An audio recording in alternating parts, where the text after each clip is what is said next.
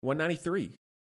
Let's get to the last film in the Transformers franchise to date, which is Transformers Rise of the Beasts, which I did review early on in the year, but I figured I'd give it a revisit. And, anyways, it is directed by Stephen Caple Jr., who also directed Creed 2.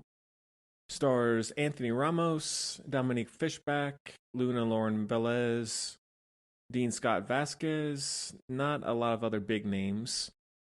And the synopsis is during the 90s, a new faction of Transformers, the Maximals, joined the Autobots as allies in the battle for Earth. So this one is completely separate from the Michael Bay films and from Bumblebee, and doesn't have any correlation to Transformers 1 either, as far as I know. So it's in its own little franchise. I guess in some ways is a reboot after Bumblebee.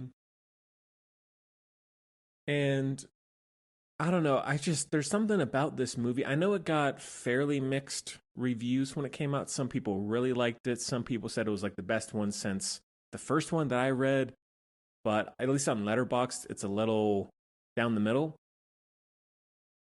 I think flat out, even with all the crap about the Michael Bay ones that I don't like, and how there are some really low lows, of these 7 films, right now, this one is my least favorite.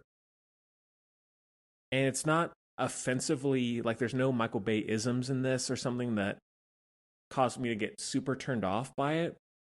The biggest problem, and I can say that Michael Bay doesn't really do this to his strength, his benefit. The worst thing you can do in a movie like this to me is bore the audience. And I found this movie to be so boring. Like, I don't care if it's goofy.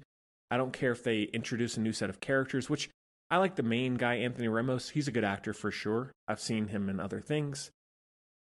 But, like, I was just struggling to stay awake. It's not even that long, but I feel like I was really phasing out all the time, trying to care, and just almost never really was. Story-wise, it's pretty cut and dry, nothing crazy. I do like the introduction of the Maximals. I like the gorilla transformer, the birds, like robot birds.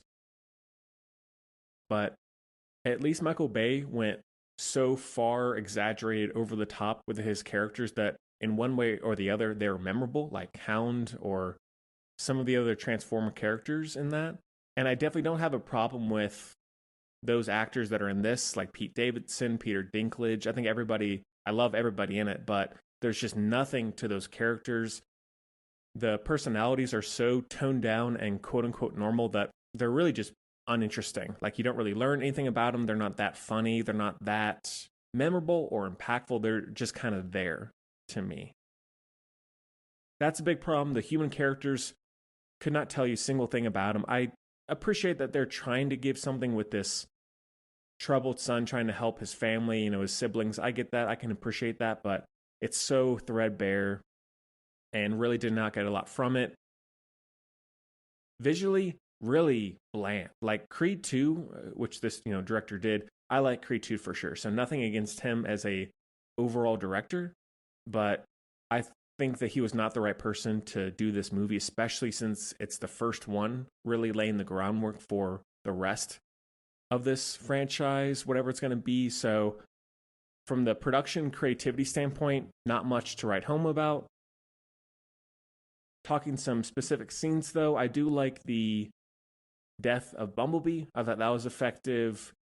Probably and it was only the beginning portion of the sequence in Peru. I thought that was good, where like the robot birds come in and there's that sequence on the highway. That was, I think, my favorite part of the movie in terms of just being engaged. But after that, the third act really becomes underwhelming, so vanilla, very predictable, I think. And yeah, I was just ready for it to be over, honestly. Like, I know some people, again, it's not like offensively bad. I just feel like it's offensive to me in how inoffensive it is. Like, there's just nothing, but I haven't been I don't know if disappointment is the right word, because I'm not some big Transformers fan, but really, really, I guess, let down to a certain degree in where this franchise seems to be going. So that's why I'm hopeful for Transformers 1. And then, because really, I don't have a lot of other things to say about it. You know, it all kind of runs together for me. Is pretty forgettable. But the only other thing that even just puts the cherry on top for why I don't like this movie and for why I hate where a lot of franchises that have been struggling are heading is, and this won't spoil it just in case you haven't seen it. It's not going to ruin the movie at all. It's just a little teaser at the end. The cringe connection to G.I. Joe, where now it's going to be a Transformers G.I. Joe mashup. And I have nothing against G.I. Joe. I like being in that world. I don't hate the movies that have been made. I'm not against them making more, but I didn't know that going into this movie that that's what they were seemingly trying to plan. I hate that. It just feels so much like a cash grab. We're out of ideas, and let's just bring in this other famous IP into this franchise to give it some new life. And I was definitely done at that point. Thank God that was the end of the movie, because that really left a sour taste in my mouth. And I'm not really looking forward to the other movies in whatever way they're going to do that. So I could be proven wrong. I would love to be proven wrong. Maybe it's going to be amazing, possibly, but I really, really doubt it. Would not recommend it. Let me know your thoughts in the comments if you feel differently or if you feel the same way. So that is a light 1.5 out of 5.